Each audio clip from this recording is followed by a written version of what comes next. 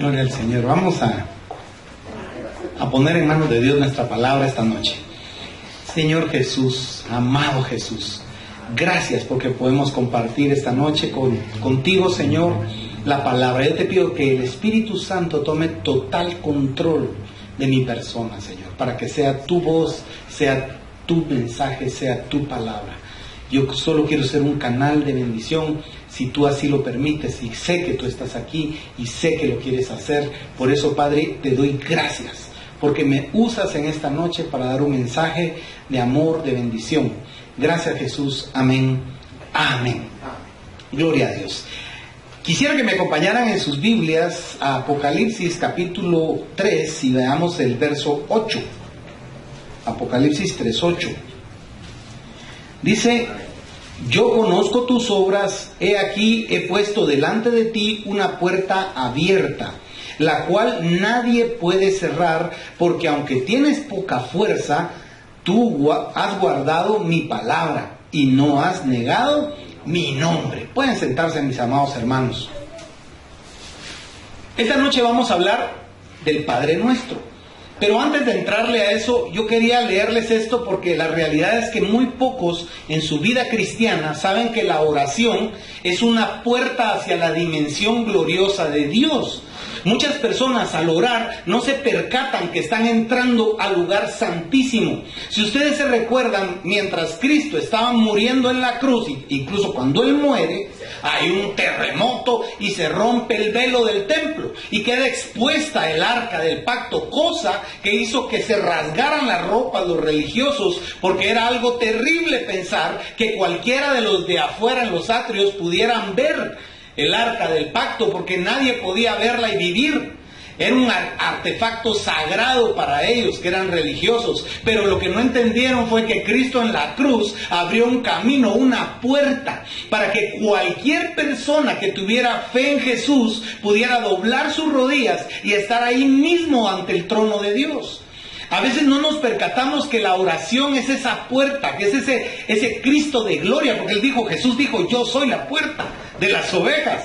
El que no entra por mí no va a llegar jamás a donde tiene que llegar, que es la presencia del Padre. El único camino, dijo él, era Jesús. El único camino. La Biblia dice que el único camino es Cristo. Muchos se enojan porque tienen otra fe o otras religiones, y aquí respetamos la forma de pensar de cualquiera, pero hermanos, solo hay un camino. Para el Dios que nosotros alabamos, solo hay un camino, se llama Jesús. Amén. Para poder llegar a Jehová hay que ir a través de Cristo. No hay más caminos, no hay atajos, no hay desvíos, no hay ningún lugar por donde podamos llegar a Cristo, a Dios, que es Cristo, si no es a través de Jesús. Jesús es el camino. Entonces Él enseña a orar, y Él permite que nosotros aprendamos acerca de la oración. ¿Saben? Jesús nunca hubiera podido hacer todo lo que hizo si no hubiera tenido la vida tan recta, tan íntegra, tan clara, tan transparente ante los ojos de Dios como la que tuvo. Era un hombre de oración. ¿Saben algo? Ningún ser humano en esta tierra puede servir a Dios sin tener una vida de oración. Esta iglesia es el fruto del doblar de rodillas de muchos hermanos, pero en especial de nuestros pastores, que han doblado las rodillas por muchos años, pidiendo para que esto sea una realidad. Y créanme, es un milagro cada mes, es un milagro cada día, es un milagro que Dios hace. Pero no solo los pastores, hay muchas personas acá que doblan las rodillas para pedirle a Dios por la obra. ¿Saben? El apóstol Pablo decía, oren por mí. Pedía oración, porque los líderes necesitamos la oración de nuestros hermanos en la fe. No podemos. ¿Saben? Hace muchos años un predicador de Estados Unidos viajó a Inglaterra y llegó a una iglesia que tenía un avivamiento tremendo en Inglaterra. Y el que lo recibió en la puerta y le dio la bienvenida le dijo, ¿quieres conocer el poder de esta iglesia? ¿De dónde proviene el poder de esta iglesia?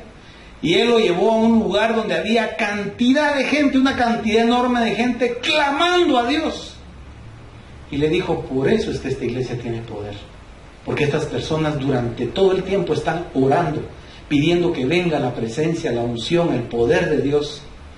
Era Charles Spurgeon el que le estaba indicando a ese predicador invitado, y le estaba indicando, mejor dicho, de dónde radica el poder de una iglesia. Cualquier iglesia en donde haya alguien orando, hay poder de Dios en esa iglesia. Amén. Saben que cada domingo, antes de venir aquí a hacer cualquier cosa, primero los ancianos y el pastor doblamos rodillas para que haya bendición en lo que estamos haciendo. Incluso estamos pidiendo desde que están en sus casas, no han salido muchos hermanos de sus casas y ya estamos orando para que no haya estorbos, para que vengan a la iglesia, para que aquí no se distraigan, para que su corazón esté dispuesto, para que traigan una mente con todo el deseo de ser llenos de la palabra de Dios. Cada domingo lo hacemos, estamos orando y durante la semana oramos para que se manifieste Dios en nuestros servicios, en nuestras reuniones. Una iglesia que no ora no permanece unida. Una familia que no ora no permanece unida. La oración es un poder. La gente cree que la oración es como algo religioso, un rito o un acto religioso. La oración es poder, es tener el acceso a la misma presencia de Dios. Porque Cristo fue ungido por Dios con poder, dice la Biblia. Y porque fue ungido con poder y con el Espíritu Santo, anduvo haciendo bienes, sanidades y todas las cosas que él hizo. Porque era un hombre de oración. Vaya conmigo, por favor, al Evangelio de Lucas, capítulo 11, versículo 1. Lucas 11:1. Dice: aconteció que estaba Jesús orando en un lugar, y cuando terminó, uno de sus discípulos le dijo: Señor, enséñanos a orar como también Juan enseñó a sus discípulos. Porque Juan el Bautista le enseñó a la gente a orar, la gente que lo seguía, que lo llegaba a oír al Jordán.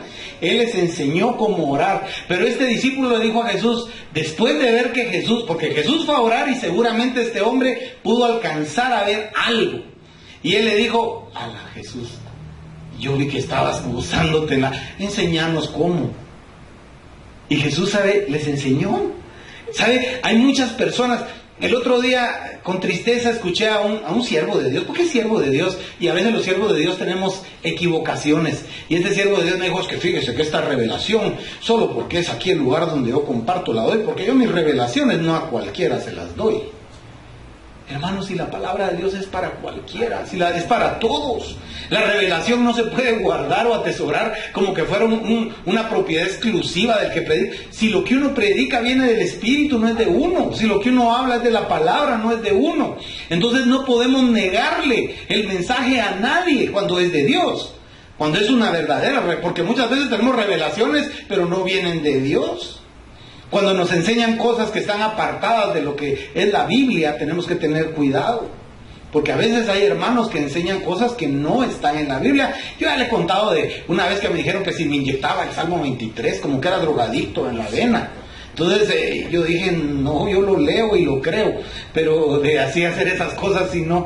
Me dijo, ¿cómo va a ser que usted, siendo siervo de Dios, no haga eso? Si no lo hago, porque la Biblia no dice que haga eso. Yo hago lo que la Biblia dice que haga. Eso alguien tuvo esa idea y es una idea de alguien, pero no está en la Biblia. Enséñamelo en la Biblia. Ah, no, ahí no está. Me dijo, es que esa es una gran revelación a un hermano. Me dijo, ¿qué tal?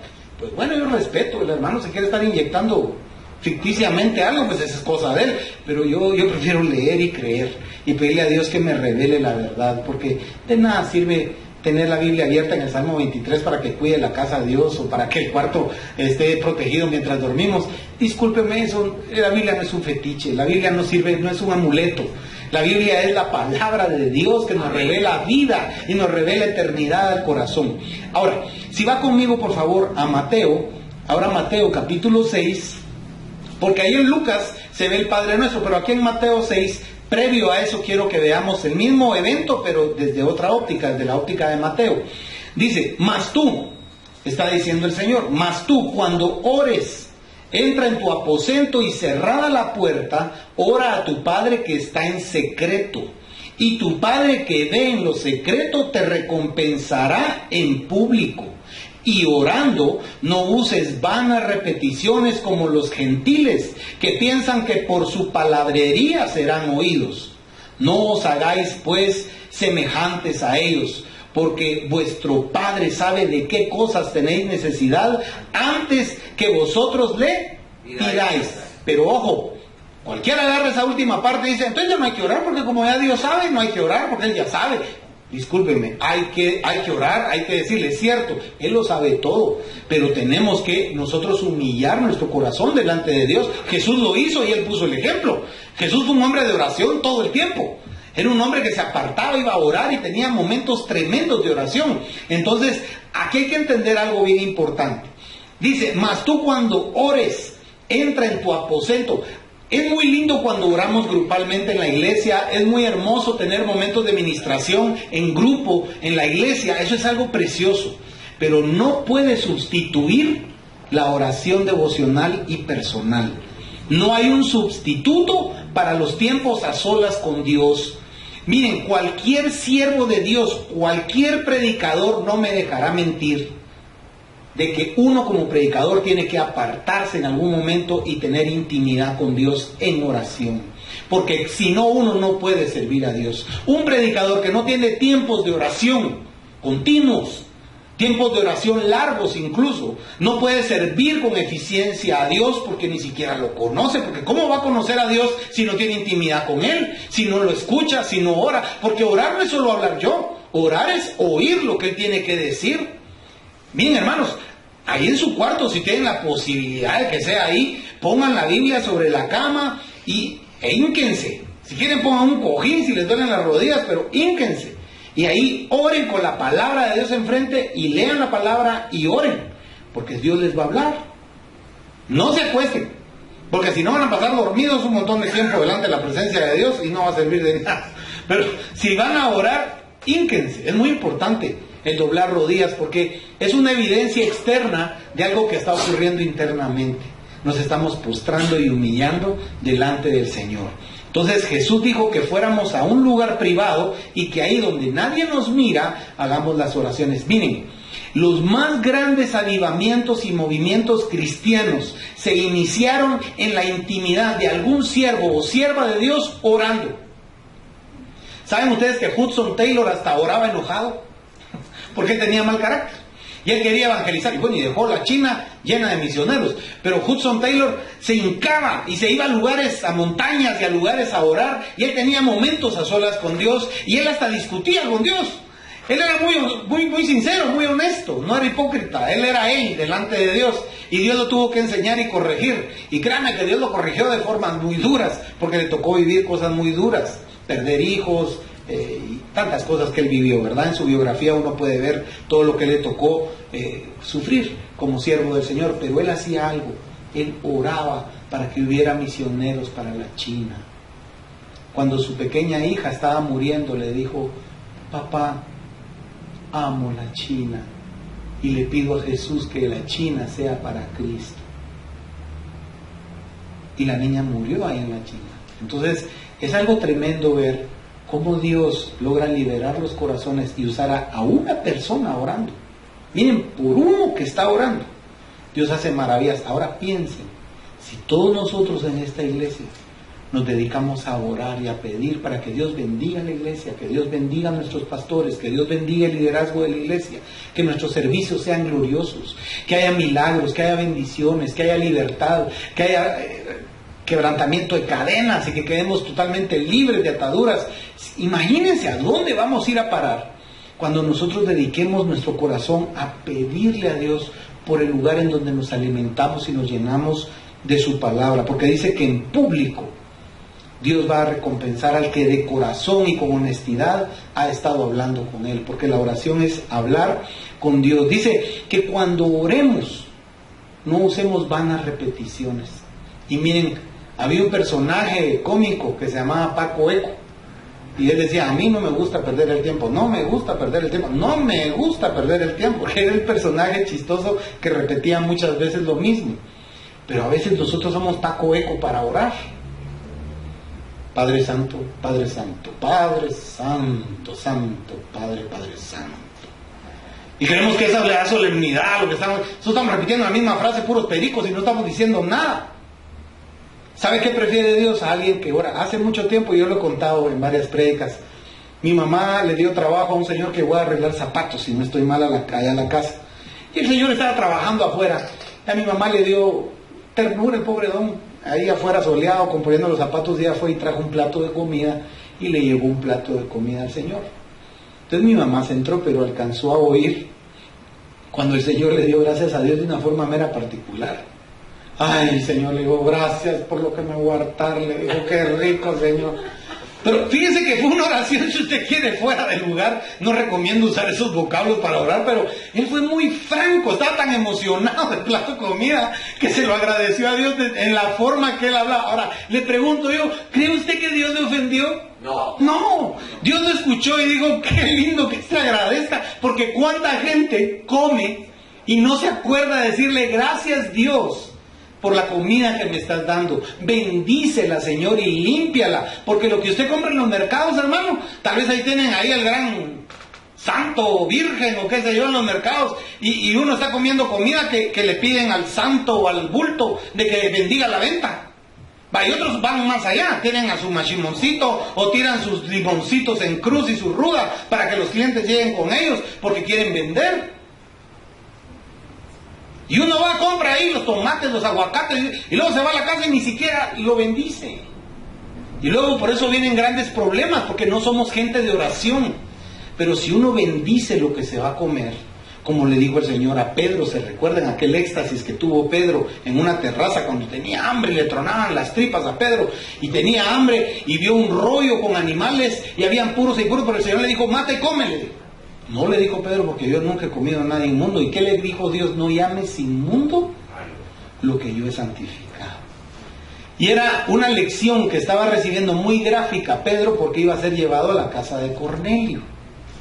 Y Pedro tuvo un poco de conflicto con los que no eran judíos para llevarles el mensaje, pero al final Pedro se volvió un gran predicador a todas las personas. Pero Dios trabajó el corazón de Pedro, pero lo que quiero llegar es a esto. Hay que bendecir lo que vamos a llevar a nuestra casa, sean alimentos o lo que sea. Hay que orar y bendecirlo, porque Dios quiere limpiar el ambiente, Dios quiere santificar el ambiente, pero depende de nuestra voluntad y nuestra diligencia para orar y poner delante de Dios cada cosa. Miren, cada acto de su vida, dedíquelo a Dios para que sea Él el que lo bendiga. Si va a vender, ore para que sus ventas Dios las bendiga. Si va a trabajar en una empresa siendo auditor, pues que Dios lo ayude para poder encontrar cualquier tipo de problema y solucionarlo. O sea, que sea Dios glorificado y que cuando le digan, mire qué buen trabajo el que hizo, qué buena venta la que hizo, usted poder decir, gloria a Dios, porque Él es el que me ayuda y el que me bendice. O sea, qué bonito cuando una persona tiene momentos de oración y gratitud y confesar que Cristo es el que hace todo y el que provee todo. Ahora, vaya conmigo, por favor, al Evangelio de Mateo, en el capítulo 14. Vamos a ver ahí en Mateo 14, los versículos 13 y 14.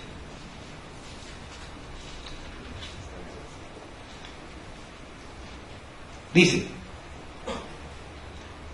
oyéndolo Jesús, se apartó de allí en una barca a un lugar desierto y apartado, y cuando la gente lo oyó, le siguió a pie desde las ciudades. Y saliendo Jesús vio una gran multitud y tuvo compasión de ellos y sanó a los que de ellos estaban enfermos.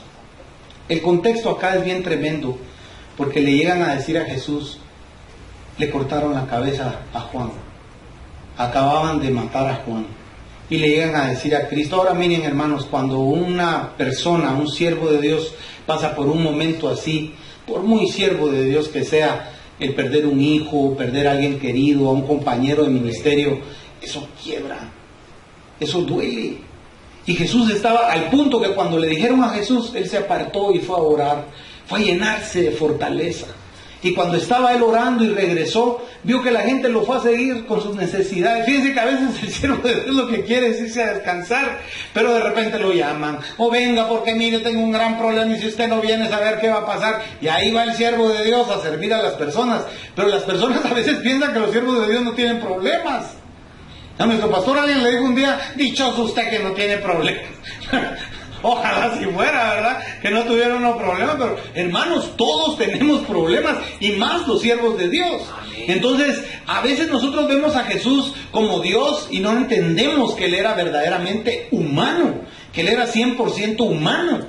Y le acababan de decir que le mataron a su primo, porque Juan el Bautista venía siendo primo de él, y él estaba quebrantado. Él dijo, de vientre de mujer no ha nacido un hombre más grande que Juan, porque él preparó el camino para mí. Él fue enviado delante de mí para preparar a la gente que yo iba a usar y que iba a llenar y que iba a bendecir. Y vienen y le avisan que Juan muere. Usted conoce qué horrible es la historia, ¿verdad? Porque él le decía a Herodes que no le era lícito estar con la mujer de su hermano. Y como esta mujer rodeaba a Juan porque le decía la verdad al rey, entonces vino esa mujer y usó a su hija para seducir al rey en su cumpleaños, creo que era, y le bailó. Y luego le dijo a él, delante de la gente, le pídeme lo que quieras, le dijo a la patoja, porque te lo doy. Y ella le dijo, quiero la cabeza de Juan en una charola. Dice que él se entristeció. Herodes se entristeció y tenía miedo, pero ya había dado su palabra. Y le quitaron la cabeza a Juan. ¿Sabe usted que él murió 6 meses antes que Cristo en la cruz, verdad? Solo hay 6 meses de distancia entre la muerte de Juan y la crucifixión. Como solo hay 6 meses de distancia entre el nacimiento de Juan y el nacimiento de Cristo. Son cosas de la Biblia que a veces Dios nos está hablando, ¿verdad? Pero ¿sabe algo interesante de todo esto? Muere Juan, Jesús se va a orar, pero cuando regresa, la gente tenía necesidad. Y fíjese que ahí leímos que él sanó a todos los que iban enfermos, porque se compadeció de la gente. Qué bonito cuando un siervo de Dios vive en oración, porque cuando un siervo de Dios vive en oración, su carácter es templado por la oración. Se vuelve una persona muy fuerte como el acero, y puede ayudar, y puede bendecir, y puede orar, aún en momentos duros y difíciles. Uno, mire, de veras se asombra de la capacidad que le da Dios a los siervos cuando están en una vida continua de oración y de meditación en la palabra de Dios. Ahora acompáñenme por favor a San Marcos capítulo 1, versículo 35. Levantándose muy de mañana, siendo aún muy oscuro, salió y se fue a un lugar desierto y allí oraba. Fíjese que Cristo ahí acababa de hacer la multiplicación de los panes. Fíjese que porque diría, después de ese avivamiento, iban a la casa de Pedro. Y yo creo que en el camino alguno le dijo, Señor, ahí vas a poder dormir y descansar, que no has descansado. Jesús seguramente iba cansado y agotado, porque multiplicó comida para todos, hizo sanidades, predicó. Miren, había estado bien ocupado el Señor en el ministerio. Van a la casa de Pedro y qué sorpresa, la suegra de Pedro está enferma. Llega Jesús a sanar a la suegra de Pedro. Luego los atiende. Seguramente él ya se acostó tarde porque le han de haber estado hablando, preguntando. Pero dice que de madrugada, aún oscuro, fue a un lugar desierto, solito, a orar. Fíjese que él se fue a llenar del poder del Padre para poder bendecir a la gente. La prioridad de él era estar en comunión con el Padre porque era una necesidad básica de Jesús. Ojalá fuera para nosotros una necesidad básica estar en la presencia del Padre. Pero Jesús no podía vivir sin eso. Y va, ora en ese lugar desierto y regresa para seguir dando y seguir bendiciendo. ¿Se recuerda usted aquella mujer que dijo, si yo le toco el borde del manto? Y todos lo apretujaban en el caminito donde él iba, en la calle donde él iba. Y él dijo, ¿quién me tocó? Y Pedro le dijo, todos te venimos tocando, estábamos aparchados, ya me machucaron 3 veces. Y están diciendo, ¿quién me tocó? Y, no, le dijo, es que salió poder de mí. Ahora, le quiero decir algo, el manto, él lo usaba para orar también. Era no solamente una cobertura para el clima, sino que también era algo que él se ponía al momento de orar. Él y cualquier persona de su época y de su pueblo se ponían ese manto. Era un manto utilizaban para la oración. Y esa mujer dijo, ese hombre, si yo toco el manto con el que ora me voy a curar. Y se sanó. 12 años tenía. ¿Y se recuerda dónde iba Jesús? A la casa de Jairo. Y se muere la hija de Jairo y le van a decir, ya tu hija ya pasó al otro lado. Y Jairo le dijo, ay Señor, perdona que te molesté, seguramente llorando le dijo, perdóname Jesús que te fui a traer y mira, la apretazo, ya no llegamos, mi hija se murió. Y él le dijo, cree. ¿Se recuerda que eso le dijo a Jairo? Cree Jairo, vamos. Y cuando llegó ya todos estaban gritando y orando y era olvídese, era una cuestión pura película mexicana de los 50, ¿verdad? Era un drama mexicano, todos llorando a moco tendido y entra Jesús y dice Jesús, la niña está viva, está dormida. Y todos se empiezan a burlar de Jesús. Pero él la sanó, la revivió, la resucitó. Pero todo eso lo hacía, como les repito, porque él oraba continuamente. Ahora, si me acompaña el Evangelio de Lucas, capítulo 5, versículos 15 y 16, dice: pero su fama se extendía más y más, y se reunía mucha gente para oírle, y para que les sanase de sus enfermedades. Mas él se apartaba a lugares desiertos y oraba. ¿Se da cuenta que hay ahí un mensaje claro de Dios, de que para que haya milagros tiene que haber oración previa? No puede haber grandes movimientos si no hay oración previa.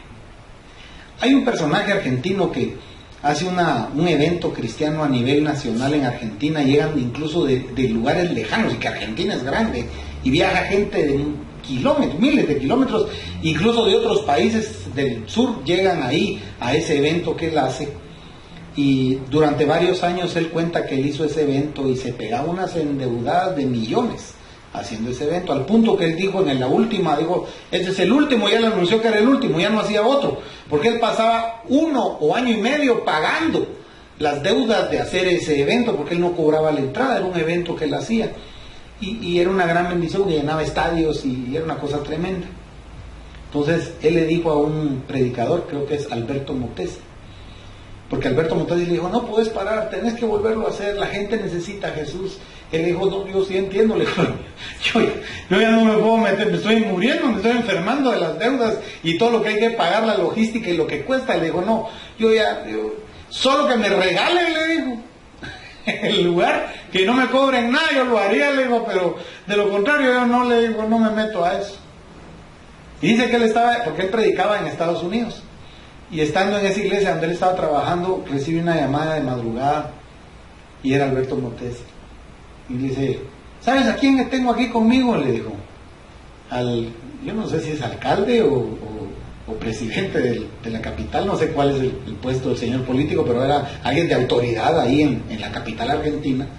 Y le pasa a este señor y le dice, estoy hablando con Alberto y le digo que siempre me he maravillado de eso que tú haces cada año aquí en Argentina, y sabes que acabamos de terminar el nuevo estadio y es una capacidad tremenda de gente la que hay, y yo te lo quiero regalar, le dijo. Los días, porque son varios días, ¿no? Como 3 días, creo, 2 días. Y le regaló. Y hubo otra gente que le dice, es primera vez, dice, todas las veces que yo lo planifiqué y lo hice, tenía que endeudarme, pero cuando lo hizo Dios no pagué. La gente se empezó a, y fue cuando mejor le salió. Y volvió a hacer ese evento cristiano de una gran cantidad de gente. A lo que quiero llegar es que él dijo, hubo muchísima gente en Argentina orando todos los días para que eso se pudiera realizar. Y mucha gente dio su tiempo, dieron sus posibilidades, todo el mundo ayudó. Y eso se llevó a cabo, pero porque había un gran grupo de personas orando. Cuando las personas oran, las cosas ocurren. Cuando entendamos que orar es meternos dentro de Dios, no es llegar simplemente a su presencia, es entrar dentro del Señor. ¿Sabe que Él dice, el que habita el abrigo del Altísimo morará bajo la sombra del Omnipotente? Y cuando se lee eso, hay que pensar en el pueblo de Israel caminando en el desierto y la nube de Dios, la Shekinah de Dios, cubriéndolos en el calor. El pastor mencionaba el calor del desierto en la prédica. Y el calor del desierto es terrible, así como el frío. Pero el Señor era columna de fuego en la noche, o sea, era la calefacción nocturna de un pueblo de más de 3 millones de nómadas. Y luego era la sombría de esa multitud. O sea, cuando morará bajo la sombra del Omnipotente es la presencia y la gloria de Dios. Porque esa nube era la gloria de Dios. Cuando Moisés bajaba del monte, de estar en la gloria de Dios, resplandecía. El Señor dijo que nosotros somos la luz del mundo, hermanos. Y a veces no entendemos ese concepto. Pero usted se recuerda que hubo 3 íntimos de Dios que se los llevó aparte y ellos pudieron ver la gloria de Él, porque se iluminó cuando Él estaba orando. Él no permitió que más personas vieran eso, solo a ellos 3. Pero se recuerda que se durmieron, que ellos se quedaron dormidos también cuando necesitó que ellos, que habían visto su gloria, lo apoyaran en oración, se quedaron dormidos. Y quiso Jesús, les dijo, a la verdad el espíritu está dispuesto, pero la carne. ¿Y sabe qué? Jesús entendió que había un mover diabólico en la oscuridad. La oscuridad de la noche no es cualquier cosa, hermanos. el enemigo se mueve. Y hoy me decía algo el pastor, una reflexión que la siento que es bueno compartirla. Aunque sea de día, este planeta está en oscuridad. Porque la gente vive en oscuridad. ¿Y sabe qué es lo peor? Dejemos la gente. Los cristianos viven en oscuridad porque no conocen la palabra, no meditan en ella, no oran, no tienen una vida de comunión con Dios y por eso fracasan y vuelven a fracasar y vuelven a fracasar porque no están fundamentados, no están en la luz, están apagados, son bombillas apagadas. Cuando tendrían que ser luminares para el mundo, están siendo tinieblas.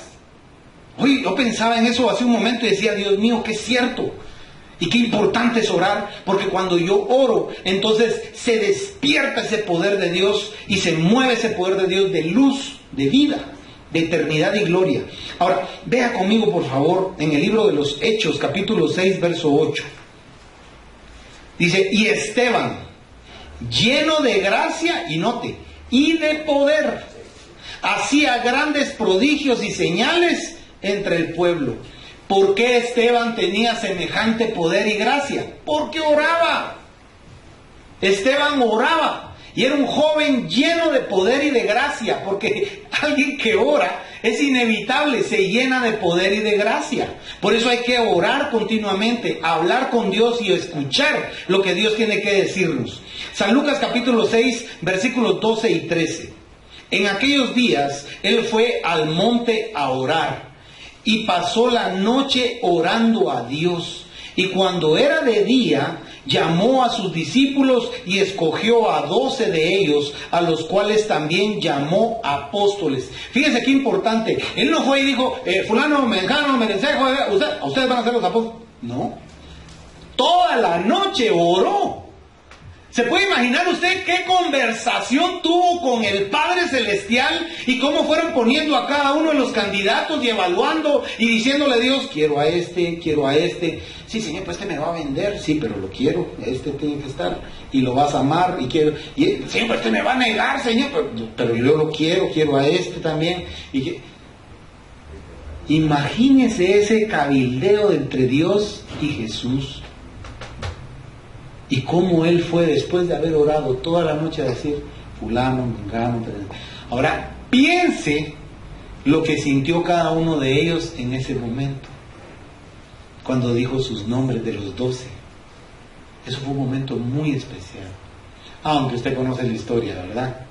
¿Sabe algo? El libro de los Hechos uno lee que fueron llenos en el Pentecostés en el capítulo 2, pero usted va al capítulo 4 y otra vez fueron llenos. Y dice, pues ya han sido llenos, ¿y por qué los volvieron a llenar? Porque la llenura se pierde, hermanos, cuando ya dejamos de orar, cuando nos metemos a hacer un montón de cosas. A veces hasta los ministerios provocan que uno ya no esté lleno del Señor, porque está tan ocupado haciendo las cosas del ministerio que descuida la relación con Dios. Jesús nunca cometió ese error. Él siempre mantuvo su relación. Lo más importante para Jesús era estar hablando con su papá. Él dijo que todo lo que él enseñaba y todo lo que él decía, el Padre que estaba en lo alto se lo daba para que lo compartiera. Nunca se echó una flor si usted lo analiza. Siempre glorificó a Dios. Ahora, vamos a terminar entonces leyendo en Mateo capítulo 6 los versículos del 9 al 15. Aquí estoy terminando. Vosotros pues oraréis así: Padre nuestro que estás en los cielos, santificado sea tu nombre, venga tu reino, hágase tu voluntad como en el cielo, así también en la tierra. El pan nuestro de cada día, dánoslo hoy, y perdónanos nuestras deudas como también nosotros perdonamos a nuestros deudores. Y no nos metas en tentación, mas líbranos del mal, porque tuyo es el reino y el poder y la gloria por todos los siglos. Amén. Porque si perdonáis a los hombres sus ofensas, os perdonará también vuestro Padre Celestial. Mas si no perdonáis a los hombres sus ofensas, tampoco vuestro Padre os perdonará vuestras ofensas. El Padre nuestro empieza diciendo: Padre nuestro que estás en los cielos, santificado sea tu nombre, venga tu reino. Note que está exaltando a Dios. Siempre en la oración no entremos de una vez a decir: Señor, necesito que me pagues esta factura, necesito dinero, necesito, saname por favor, ya son 3 días de estar orando y no me curas. O sea, uno no puede entrar con Dios así. Uno primero tiene que alabarlo, adorarlo, exaltarlo, pedir que venga a su presencia, clamar al Espíritu Santo para que llene nuestras palabras. Y cuando ya tiene uno un momento de adoración para Dios y de exaltación, entonces empieza uno el pan nuestro de cada día. Yo hoy comentaba con el pastor que fíjese que esa expresión, el pan nuestro de cada día, en el original que fue escrito el Evangelio, los traductores tuvieron un poco de conflicto porque las palabras griegas que se utilizaron no tenían traducción lógica. Porque el griego que conocían los eruditos que escribieron ya la Biblia moderna, estamos hablando de la gente que tradujo, ¿verdad? Los monjes, sacerdotes que tradujeron la Biblia, las primeras Biblias, se encontraron estos teólogos con palabras que para ellos eran desconocidas porque ellos conocían un griego elevado, un latín, es griego, ¿verdad? Un griego muy elevado, que escribía Sócrates, Platón, y entonces estaban acostumbrados a ese griego como más técnico, más profesional y con palabras muy especiales que no hablaba la gente del vulgo.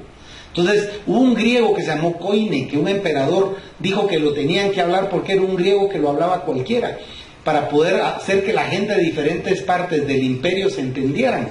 Entonces la Biblia fue escrita en ese griego, en el griego Koine, de la gente, de la calle.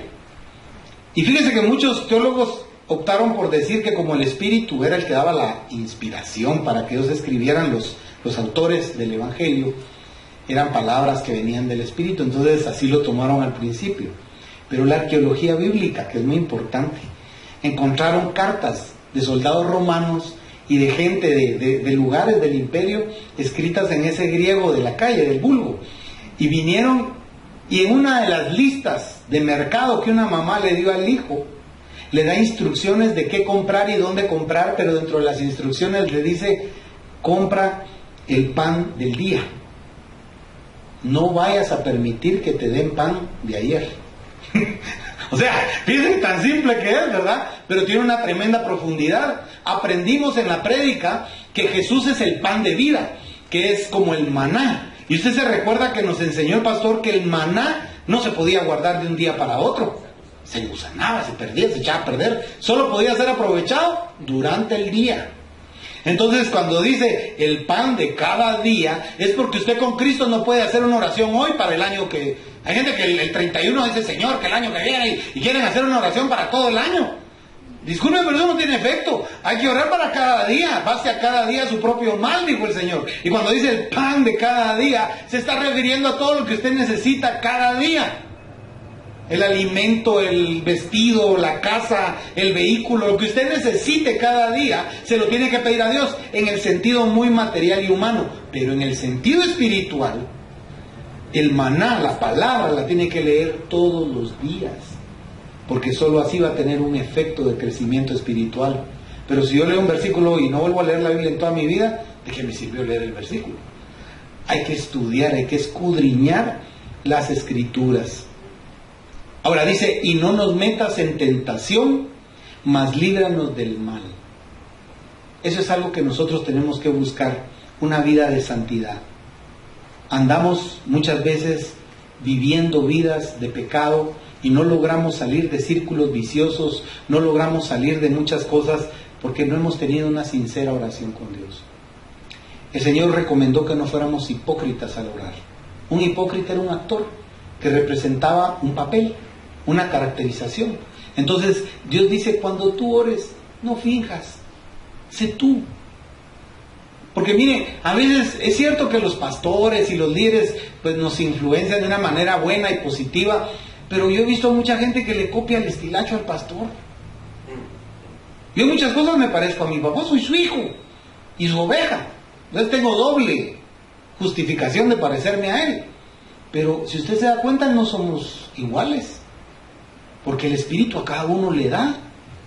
O sea, yo no pretendo ser él, ni él pretende ser mi persona. O sea, él es él y yo soy yo. Tenemos nuestras propias formas y características. Ahora, al orar es de la misma manera. A veces imitamos a otras personas. Yo cuando era niño recuerdo que la iglesia a la que asistíamos era muy influenciada en aquella época por un siervo que se llamaba Gille Ávila. Viera cuántos predicadores que empezaban, puro Gille. ¡Gracias a Dios! Y empezaban a hacer cosas que hacía el hermano Gille, pero eran cosas que hacía él. Pero le copiaban los gritos del estilacho y ríase si puede. Hoy hay otros líderes modernos que tienen sus gestos o sus tics o sus cosas, y va a haber un montón de predicadores que hasta les copian el tic y el estilacho. Hermano, perdone, pero Dios dice que no sea hipócrita, porque eso es ser hipócrita, fíjate, es representar el papel de otra vida que no es la suya. Cuando usted hable con Dios, sea usted. Así como usted hablaría con un doctor de una enfermedad que tiene, o con un abogado de una necesidad legal que tiene, así vaya con Dios y háblele a Dios como hablaría usted con alguien que le va a ayudar y le va a solucionar el problema. Por supuesto, con educación, con la santidad que debe tener hablar con Dios y el entendimiento de lo que es hablar con Dios, pero siendo uno, o sea, no siendo ni abusivo, ni malcriado, ni como ha dicho el pastor, que hay gente que le dice el colocho, y discúlpenme, pero es Dios. Entonces es Dios. No podemos entrar a hablarle a Dios como que, mira, no, hay que hablarle a Dios con respeto, con devoción, con alegría, con gozo de que me está oyendo. No estoy hablándole al aire, Dios está ahí escuchándome. Entonces tengo que hablar con Dios y tengo que tener una comunión con Dios, porque de otra manera no voy a poder vivir una vida con bendición. Vamos a orar. Amado Padre, en el nombre de Jesús, yo te agradezco, Señor, porque estás aquí, y te pido que tú bendigas a cada hermano y a cada hermana. Suplico, Dios, que venga la presencia tuya a todos ellos y que anhelen una vida de oración, que deseen tener una vida de oración. Dios mío, ayúdanos a cambiar nuestros malos hábitos por hábitos de santidad y de oración, de consagración. Que el ayuno no sea algo que solo leemos en la Biblia, que el ayuno sea algo que practicamos, que la oración de madrugada, la oración de noche, la oración a mediodía, que durante cada comida, cuando demos gracias, no solamente hagamos la misma oración de siempre, que hablemos contigo y agradezcamos lo que vamos a comer. Señor, que tú santifiques cada momento del día, que tú estés con nosotros en cada cosa que hagamos. Por favor, entra en nuestras vidas y ayúdanos a vivir como tú quieres, a tener éxito y a brillar como luces de verdad espirituales en esta tierra de oscuridad. Padre, gracias porque estás aquí y gracias porque nos fortaleces y nos bendices. En el nombre de Jesús, amén y amén.